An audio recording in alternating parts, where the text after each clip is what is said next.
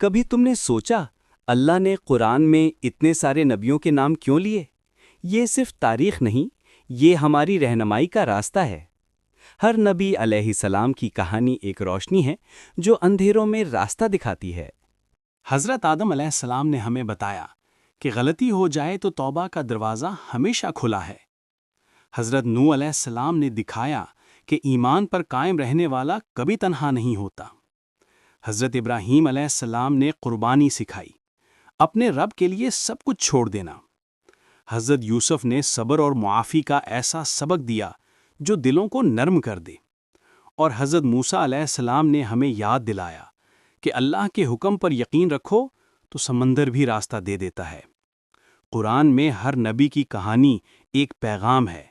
اللہ ان مثالوں سے ہمیں سکھاتا ہے کہ ایمان، صبر اور عمل کے بغیر نجات ممکن نہیں۔